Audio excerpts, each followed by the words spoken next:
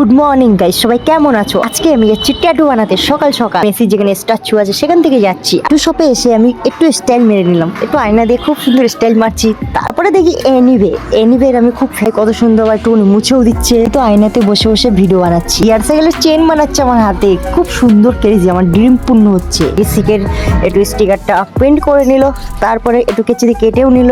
তারপরে তো গাইস আমার ফাটকে 4 হয়ে গেল। মেয়েরা কিভাবে ট্যাটু করে, কোথায় কোথায় যে মেয়েরা ট্যাটু করে, আমার তো ভাই ফাটকে 4 হয়ে যাচ্ছে ভাই। চোখ মুখ দেখেই তো বুঝতেই তো পারছো। তারপর আমার রিয়াকশন দেখো, বান্টি ভাইয়ের তো কোনো দয়া মায়া নেই, তখন থেকে গাতেই যাচ্ছে 7খানা সুই দিয়ে ভাই। তারপরে তো বান্টি ভাই একটুখানি মুছে দিল, খুব সুন্দরভাবে ক্লিন করে দিল। তারপরে একটু প্লাস্টিক পেঁচিয়ে দিয়েছে।